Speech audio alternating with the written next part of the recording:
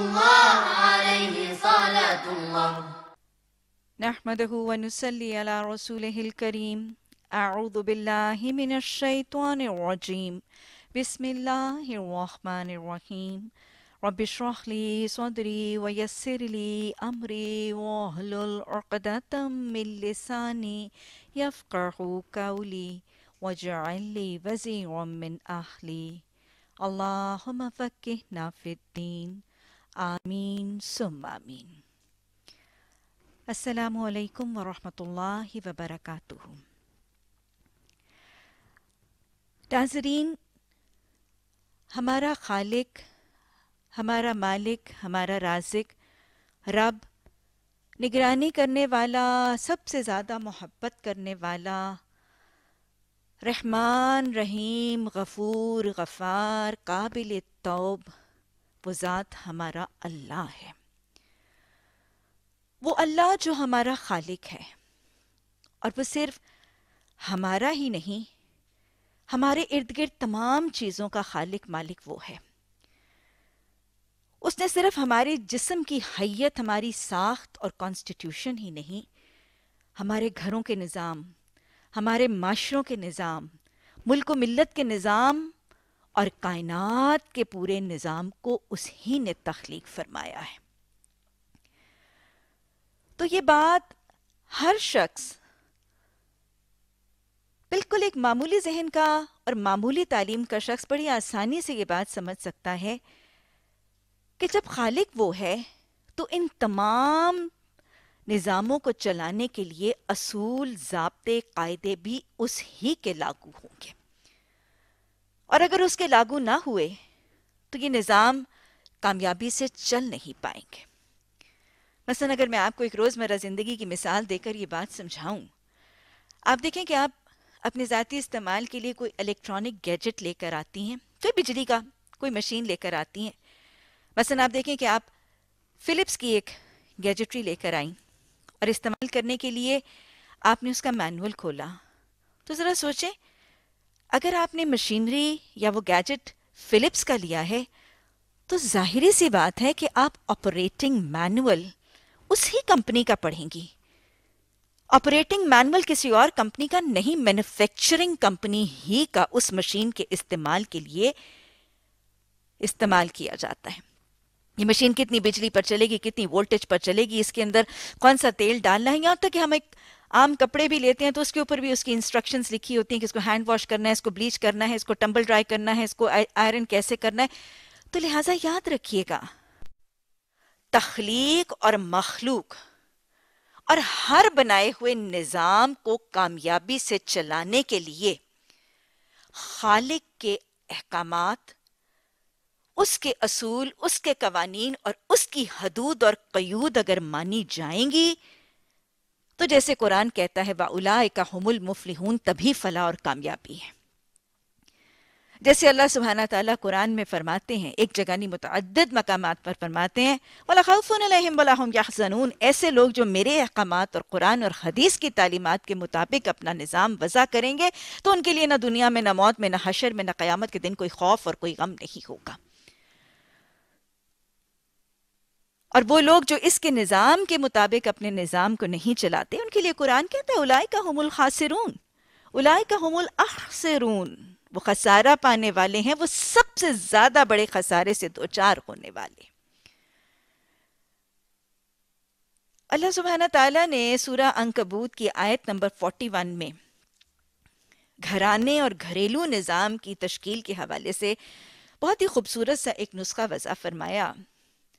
قال اللہ تعالی مثل الذین اتخذوا من دون اللہ اولیاء کمثل العنکبوت اتخذت بیتا ان احسن البیوت لبیت العنکبوت لو کانوا یعلمون، کہ دیکھو وہ سارے کے سارے لوگ جو اللہ کے علاوہ، اللہ کے کلام، قرآن اور حدیث کی تعلیمات کے علاوہ کسی اور کو اپنا رہبر، کسی اور کو اپنا رہنما، ہادی، گائیڈ بناتے ہیں، کسی اور سے گائیڈنس لیتے ہیں، کسی اور کو آئیڈیلائز، کاپی اور گلیمرائز کرتے ہیں، ان کے بنائے ہوئے گھروں کو کسی اور کا ثقافت کا نظام، کسی اور کی معیشت، کسی اور کے تمدن کے مطابق اپنے گھروں کا سانچہ اور خاکہ تیار کرتے ہیں، تو ان کے گھروں کی مثال بالکل ایک مکڑی کے جالے اور مکڑی کے گھر کی طرح سے ہے، اور مکڑی کا جالا تم جانتے ہو کہ سب سے زیادہ کمزور ہے تمام گھروں میں سے۔ اور میرا خیال ہے اگر آپ اس بات پر ذرا سا غور کریں تو آپ اس چیز کو ضرور ہی سمجھتے ہیں کہ کچھ نصف صدی یا ایک صدی پہلے اگر ہم مغرب کے حالات دیکھتے تو واقعی وہاں کے گھر احن البیوت ہی تھے۔ ویسٹ کے اندر نصف صدی پہلے آپ یہ چیز کا مشاہدہ ہوا اور یہ چیز دیکھی گئی، اور اب تک بھی یہ معاملات موجود ہیں کہ سٹیٹسٹکس بتاتے ہیں کہ گھروں کا بریک ڈاؤن کا ریٹ، شرح طلاق کی، ڈیورس ریٹ کلاسلی بہت زیادہ بڑا ہوا تھا۔ لیکن بڑے افسوس کی بات ہے کہ اب یہ وبا ہمارے معاشرے میں بھی منتقل ہو چکی ہے۔ آج ہمارے اس اسلامی ریاست کے اندر بھی طلاق کی شرح اور گھروں کے ٹوٹ جانے کی شرح خطرناک حد تک بڑھتی چلی جا رہی ہے۔ اور آپ نے دیکھا ہوگا کہ آج ہمارے اس معاشرے کے اندر گھر کمزور اور ناپائیدار اور غیر مستحکم ہوتے چلے جا رہے ہیں۔ آج میاں بیوی کا رشتہ لگتا ہے کہ بالکل ایک کچے دھاگے کی طرح سا ہے۔ آج کے گھر یوں لگتا ہے کہ جیسے ریت کے گھروندے ہیں، ہلکی سی ٹھیر کے ساتھ بالکل ڈھہ کے بالکل ختم ہو جاتے ہیں۔ وجہ کیا ہے؟ وجہ یہی سورہ العنکبوت کی آیت نمبر 41 کا مضمون ہے کہ جب کوئی گھر کا نظام قرآن اور اللہ کے وضع کردہ نظام کے مطابق نہیں، اس کے خلاف بنایا جائے گا تو وہ گھریلو نظام کامیاب نہیں ہوگا۔ وہ گھریلو نظام کمزور ہوگا، بربادی سے اور ہلاکت سے دوچار ہوگا۔ تو لہٰذا سمجھنے کی ضرورت ہے کہ اللہ سبحانہ تعالیٰ نے قرآن اور حدیث میں جو گھریلو نظام کی تعمیر اور تشکیل کا طریقہ بتایا ہے وہ کیا ہے۔ اللہ سبحانہ تعالیٰ نے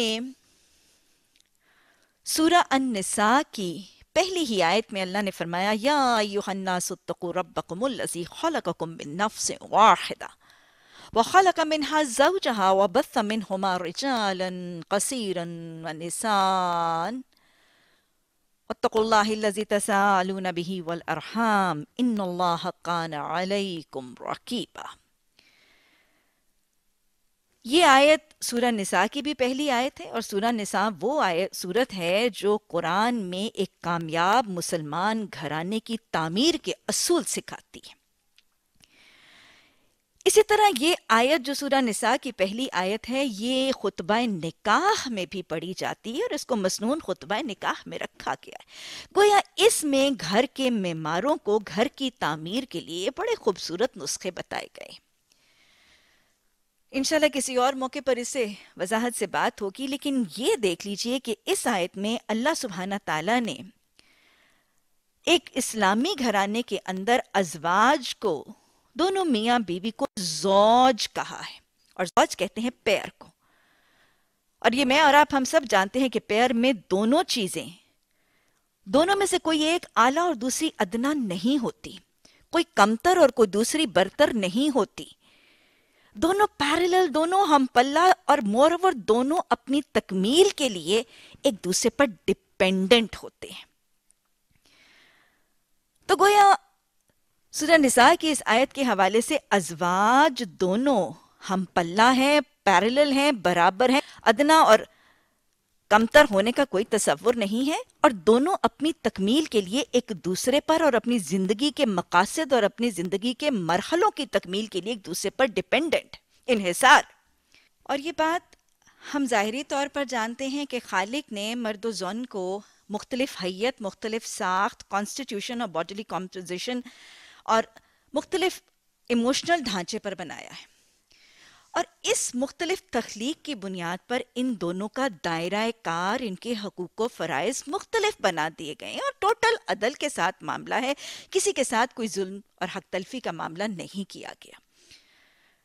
مثلا مرد اگر ہم دیکھیں تو مرد جسمانی طور پر، اعصابی طور پر مضبوط ہے، طاقتور ہے، اسٹرانگ ہے، ریزیلینٹ ہے، ٹف ہے، ہارڈی ہے، تو لہٰذا اس کا دائرہ کار گھر نہیں، گھر سے باہر بنا دیا گیا۔ اس کے لیے کہہ دیا گیا کہ جو جسمانی اور اعصابی طور پر مضبوط ہے اس کے لیے کہہ دیا گیا وَلِلرِّجَالِ عَلَيْهِنَّ دَرَجَةٌ، دیکھو تمہارا ان عورتوں کے اوپر ایک درجہ ہے.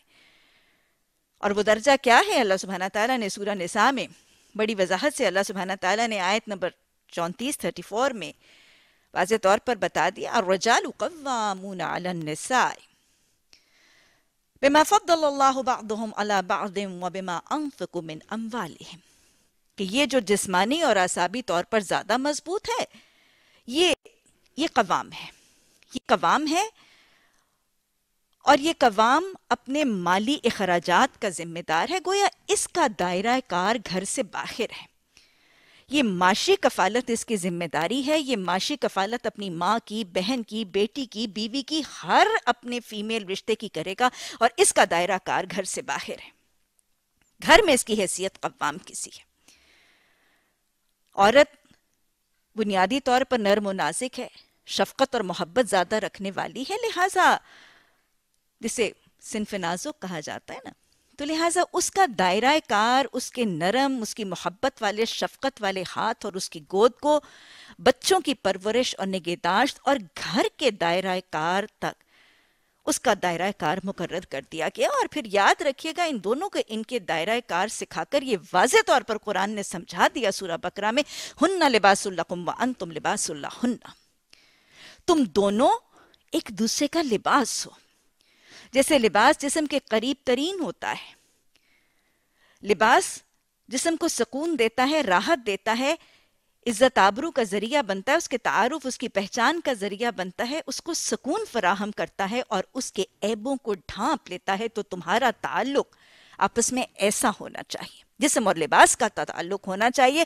اور یہ بھی یاد رکھنا کہ وصلح خیر، گھر ایک مسلمان گھرانہ کوئی جنگ کا میدان یا کوئی کشتی کا اکھاڑا نہیں ہے جہاں اپنے اپنے حقوق کی چھینا جھپٹی ہوگی. یہ گھر امن کا گہوارہ ہے، لِتَسْكُنُوا عَلَيْهَا، یہ سکون اور باہمی موافقت کے لیے بنایا گیا ہے. اس مرد کو اس کا طریقہ کار سکھا دیا گیا. معاشی کفالت تمہارا بوجھ ہے، تم گھر کے قوام ہو، اتھارٹی کنٹرول تمہارا ہے، تم سپرویژن بھی کرو گے، پالیسی میکنگ بھی کرو گے، سرویلنس، چیکنگ، مانیٹرنگ، سب اتھارٹی میکنگ تمہارا اختیار ہوگا. مالی کفالت تمہاری ذمہ داری ہوگی. اور اس کو ساتھ ہی سکھا دیا گیا ہن لباس لکم وانتم لباس لہن، اور اس کو یہ بھی واضح کر دیا گیا نساؤکم حرث لکم، اور اس کو واضح طور پر سورہ نساء میں وارن کر دیا گیا وعاشرہن بالمعروف، دیکھو ان کے ساتھ بھلے چنگے دستور کے طریقے کے مطابق ان کے ساتھ گزران کرنا. حدیث نے ان مردوں کو سکھا دیا، شوہروں کو حدیث نے سکھا دیا کہ تم میں سے بہترین وہ ہے جس کے اخلاق اچھے ہیں، اور تم میں سے کامل وہ ہے جو اپنی بیوی کے حق میں اچھا ہے. شریعت نے ان کو سکھا دیا، آپ صلی اللہ علیہ وسلم کی حدیث نے ان کو بتا دیا کہ اپنی بیویوں کو جن کو تم نے اللہ کے نام پر اپنے لیے حلال کیا ہے، ان کے معاملے میں اللہ سے ڈرتے رہنا. جو خود کھاؤ گے وہ انہی کھلانا، اور جو خود پہنو گے انہیں پہنانا. حسن سلوک، محبت، خلوص، اخلاص، خیر خواہی اور بہترین نمونے سکھا کر ان کو قوام بنا دیا گیا، اور معاشی کفالت کا بوجھ ان کے کندھوں پہ ڈال دیا گیا. ان کو بتا دیا گیا کہ بہترین تحفہ، وہ تحفہ جو تم دو گے اپنے اہل خانہ کو اور اپنے ازواج کو، وہ تمہارے لیے صدقہ بن جائے گا، اور جو اخراجات تم ان پر کرو گے وہ بھی تمہارے لیے صدقہ بن جائے گا. اور اسی سینیریو میں اس خاتون کو، اس کی زوجہ کو بھی شریعت نے سمجھا دیا کہ ایک تو تم نے اس کا لباس بننا ہے، لیکن یاد رکھنا معاشی کفالت تمہاری اللہ نے اس کے ذمے ڈال دی. تم پہ کسی قسم کا کوئی معاشی بوجھ نہیں ڈالا گیا. تم ماں ہو، بیوی ہو، بہن ہو، بیٹی ہو، تمہاری ذمہ داری وہ اٹھائے گا. تمہارے معاشی اخراجات، تمہارا نان نفقہ وہ برداشت کرے گا. تمہیں خود اپنی ذاتی ملکیت رکھنے کا اختیار اور حق دیا جائے گا. تمہیں مال کمانے کی اجازت اور لچک دی جائے گی. تمہیں مزید وراثت سے مال دلوایا بھی جائے گا. تمہیں گھر کی رانی بنا کے رکھا جائے گا. یاد رکھیے گا، میرا معاشرہ اگر عورت کو یہ حق نہیں دیتا تو ہمارا دین عورت کو بہرحال یہ حقوق ضرور دیتا ہے.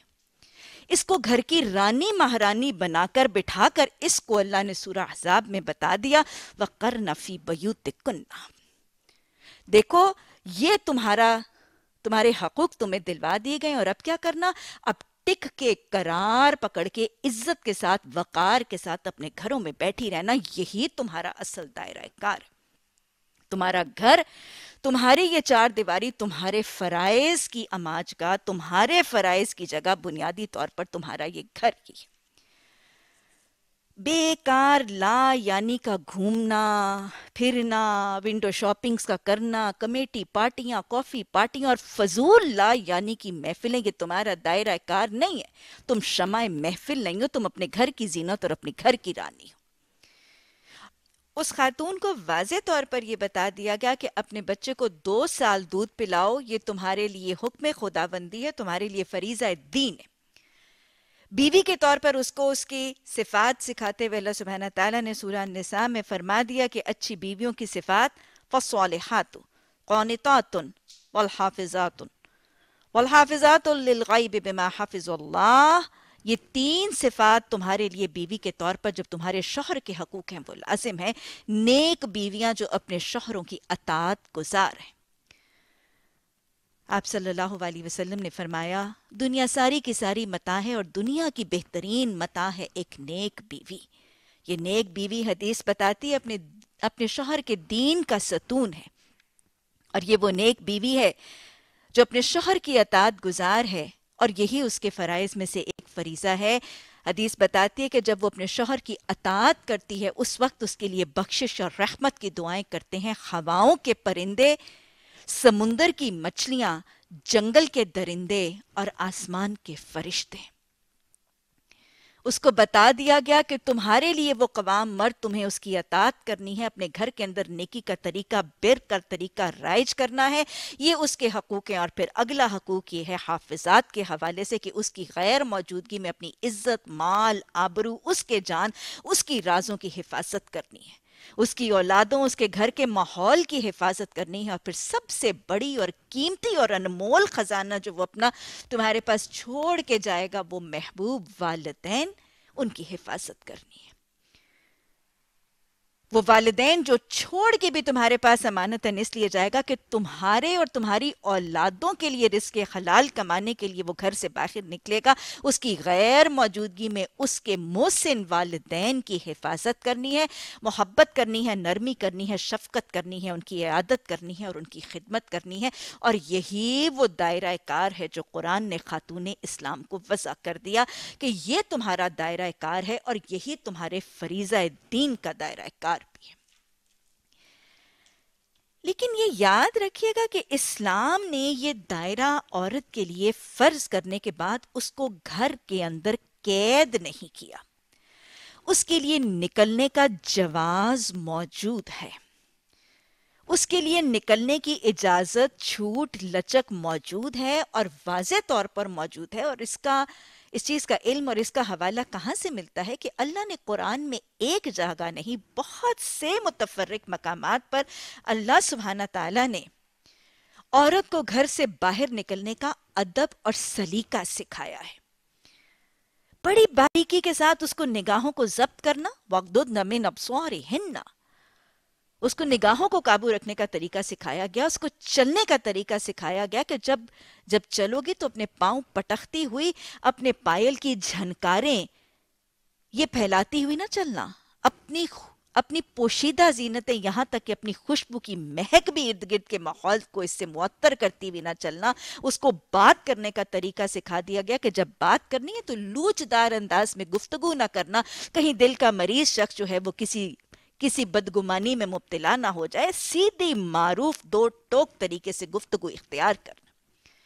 اس کو بتا دیا گیا وَلَا تَبَرُّجْنَ تَبَرُّجَ الْجَاهِلِيَّةِ الْأُولَىٰ کہ دیکھو جب اپنے گھروں سے باہر نکلو گی تو یہ جو جاہل عورتوں کا سا طریقہ ہے نا، جو obsolete, old fashioned, out dated, backward خواتین کا طریقہ ہے، ان بیکورڈ آبسلیٹ خواتین اور آؤٹ ڈیٹڈ خواتین کی طرح اپنے آپ کو تبرج کے ذریعے نمایاں کرتی ہوئی، کنسپیکوس کرتی ہوئی، پرومیننٹ کرتی ہوئی، ہائی لائٹ کرتی ہوئی لوگوں کی توجہ کیچ کرنے کے لیے ان کو متوجہ کرنے کے طریقے سے نہ نکلنا.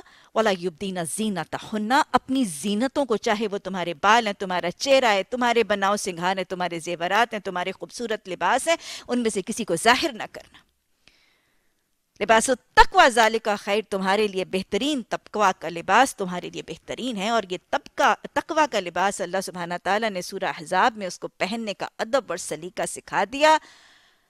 فرمایا گیا یا ایھا النبی قل لازواجک وبناتک ونساء المؤمنین، محمد صلی اللہ علیہ وسلم اپنی ازواج مطہرات کو، بنات الرسول صلی اللہ علیہ وسلم کو، اور سارے مومن مردوں کی عورتوں کو. وہ مومنین کی بیویاں ہیں، ان کی بیٹیاں ہیں، ان کی مائیں ہیں، ان کی بہنیں ہیں. تو سب مومن مردوں کی ساری عورتوں کو یہ بات کہہ دو کہ وہ کیا کیا کریں. یدنین علیہن من جلابیبہن، کہ جب اپنے گھروں سے نکلیں تو اپنی جلباب کے کچھ حصے اپنے سروں سے نیچے لٹکا کر اپنے چہرے اور اپنی زینتوں کو چھپانے کا اہتمام کر لیا کریں. گویا اللہ سبحانہ تعالیٰ نے ایک مسلمان خاتون کا اگر دائرہ کار دیکھا جائے تو بڑی وضاحت سے دائرہ کار پھر کیا وضع کیا. اس کے فرائض کا اور اس کے فریضہ دین کا دائرہ کار اس کا گھر ہے. ان فرائض کی ادائیگی کے لیے وہ اللہ کے ہاں جواب دہ ہے. لیکن ان فرائض کو پورا کرنے کے بعد اگر وہ اتنی جسمانی طاقت اور صلاحیت پاتی ہے، اتنی علمی صلاحیت رکھتی ہے، اس کے پاس کوئی اتنا ہنر ہے، اور اس کے پاس ابھی اعصابی اور ایموشنل آئی کیو ہے، تو اس کو نکلنے کی اجازت دی گئی، بشرطے کہ وہ ان حدود، ان قیود، ان آداب، ان سلیقوں کے مطابق نکلے. اور نمونے تاریخ اسلام میں موجود ہیں، واضح نمونے، متفرق نمونے، امہات المومنین کے اور صحابیات کے نمونے موجود ہیں. سب سے بڑھ کر حضرت خدیجہ الکبریٰ کا نمونہ، جب گھر میں ہے تو اپنے شوہر کی معاون ہیں، ان کی مددگار ہیں، ان کے لیے سکون کا ذریعہ ہے. نبی صلی اللہ علیہ وسلم غار حرا میں تشریف لے جاتے ہیں تو ان کو سامان، ان کی ضرورت کی چیزیں فراہم کرتی ہیں، کوئی شکوہ شکایت نہیں ہے. ان کے پیچھے آپ غار حرا میں تشریف فرمائے، ان کے پیچھے اپنی جان، مال، عزت، آبرو، اپنی بیٹیوں، اپنی اولادوں کی اور اپنے گھر کے ماحول کی حفاظت کرتی ہیں. یہ گھر میں کردار ہے. اور گھر سے باہر اگر آپ دیکھیں تو مکہ کی بستی کی سب سے زیادہ سکسیسفل بزنس وومن بھی حضرت خدیجہ ہی ہیں. کاروبار کرتی ہیں، تجارت کرتی ہیں، اور مکہ کی one of the most successful business woman بھی ہیں. حضرت عائشہ صدیقہ رضی اللہ تعالی عنہا، آپ صلی اللہ علیہ وسلم کی محبوب بیوی، گھر میں ہے تو کام بھی ہے، کاج بھی ہے، گھر کی ساری ذمہ داریاں بھی ہیں. نبی صلی اللہ علیہ وسلم کے کپڑے دھوتی نظر آتی ہیں، احرام تیار کرتی نظر آتی ہیں، آپ صلی اللہ علیہ وسلم کی خدمت کرتی ہوئی نظر آتی ہیں. اس دین نے جو بتا دیا تھا کہ اے خاتون، جب تو اپنے شوہر کی خدمت میں ہوگی اس وقت تو رب کے قریب ترین ہوگی. اطاعت کی حالت میں ہوگی تو رحمت اور بخشش کی دعائیں پائے گی. اطاعت کی حالت کے بعد خدمت کی حالت میں ہوگی تو رب کا قرب پائے گی. حضرت عائشہ رضی اللہ تعالی عنہا نبی صلی اللہ علیہ وسلم کا سر مبارک دھوتی، تیل لگاتی اور بہت متفرق شکل میں خدمتیں کرتی نظر آ رہی ہیں. اور نبی صلی اللہ علیہ وسلم کی وفات کے بعد حافظات کی کیفیت اپنی جان، مال، عزت اور آبرو ہی نہیں، نبی صلی اللہ علیہ وسلم کی دین کی حفاظت کرتی بھی نظر آ رہی. 2210 احادیث مروی ہیں حضرت عائشہ رضی اللہ تعالی عنہا سے. صحابہ فرماتے ہیں کہ چوتھا حصہ دین کا اس ام المومنین رضی اللہ تعالی عنہا سے ہم تک منتقل ہوا. آپ صلی اللہ علیہ وسلم کی پھوپھی حضرت صفیہ رضی اللہ تعالی عنہا، یہ صحابیات گھروں میں ہوتی تھی تو گھر کے کام کاج، محنت مشقت کرتی نظر آتی ہیں، ادھر بیٹے کی تربیت کرتی نظر آتی ہیں. آپ صلی اللہ علیہ وسلم کی یہ گھر میں محنت مشقت کرنے والی پھوپھی نے کیسے بیٹے کی تربیت کی تھی؟ بیٹا کون ہے؟ حواری رسول صلی اللہ علیہ وسلم.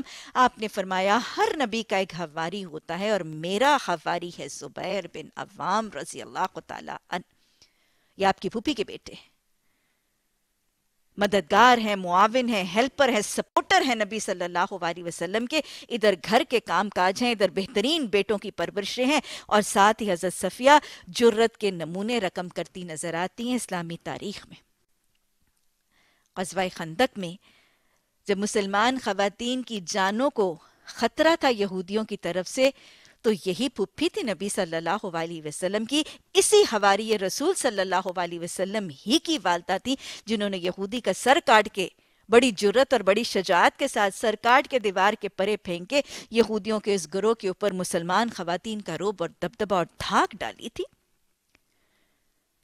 حضرت اسمہ بنت بکر حضرت ابو بکر صدیق رضی اللہ تعالی عنہ کی صاحبزادی ہیں، نبی صلی اللہ علیہ وسلم کی سالی ہیں.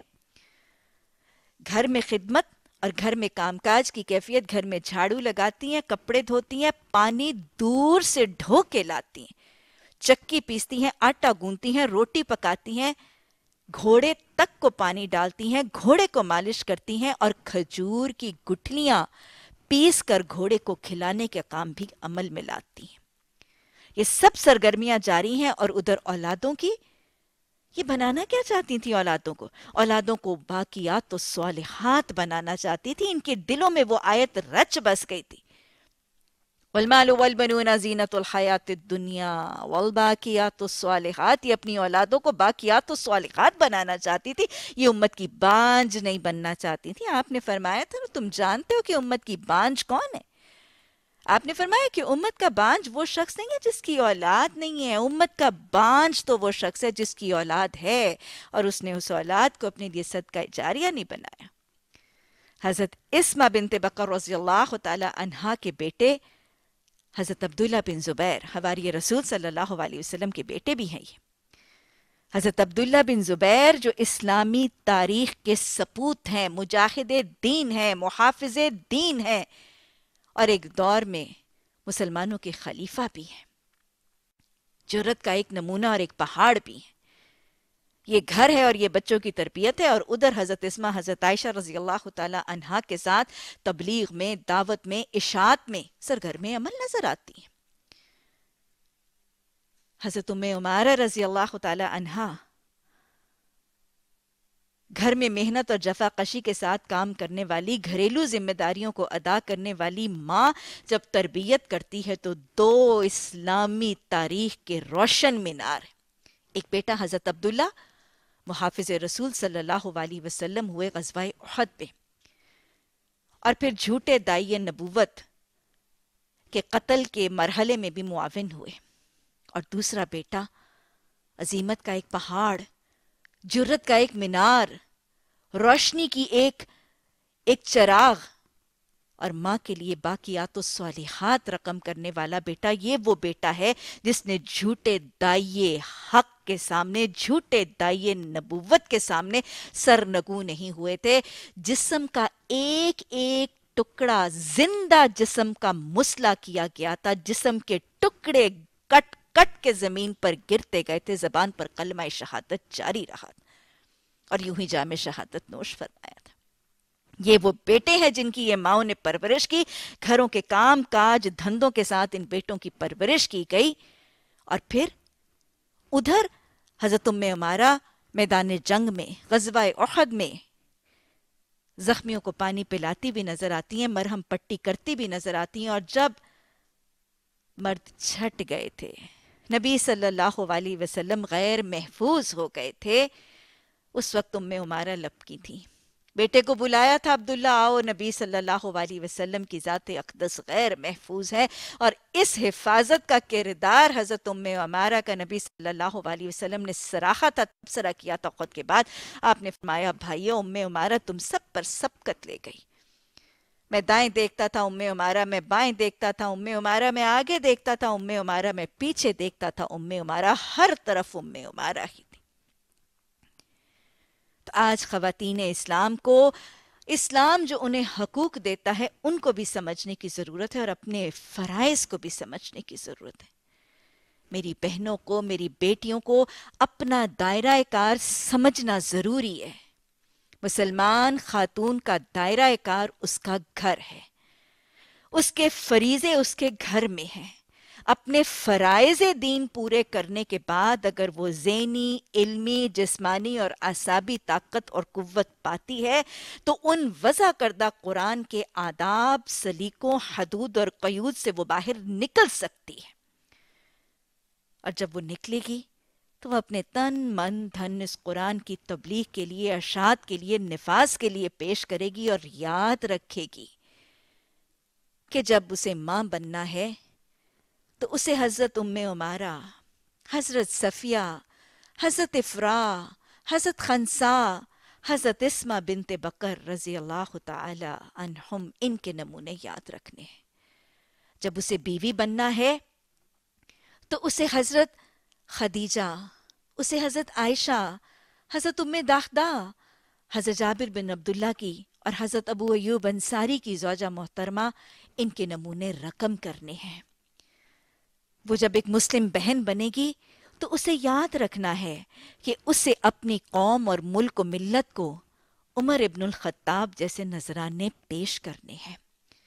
جب وہ بیٹی بنے گی تو اسے فاطمۃ الزہرا کے نمونے کو دہرانے کا عزم پھر یاد کرنا ہے۔ اللہ سبحانہ تعالی، اللہ ہمیں اپنا دائرہ کار پہچان کر اس دائرہ کار کے فرائض کو صحیح طریقے سے ادا کرنے کی توفیق عطا فرما۔ اللہ سبحانہ تعالی ہمیں اپنے تن، من، دھن، اپنے اوقات، اپنی صلاحیتیں اعلی کلمت اللہ کے لیے، اس قرآن کی اشاعت اور تبلیغ کے لیے پیش کرنے کی توفیق عطا فرما۔ یا ارحم الراحمین، ہمیں اپنے ازواج کی اور ہمارے ازواج کو ہماری آنکھوں کی ٹھنڈک بنا دے۔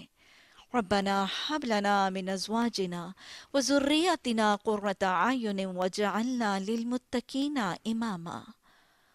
ربنا لا تزغ قلوبنا بعد إذ هديتنا وهب لنا من لدنك رحمة إنك أنت الوهاب۔ سبحانك اللهم وبحمدك نشهد أن لا إله إلا أنت نستغفرك ونتوب إليك۔ سبحان ربك رب العزة عما يصفون وسلام على المرسلين والحمد لله رب العالمين۔ آمين ثم آمين۔ لا إله إلا الله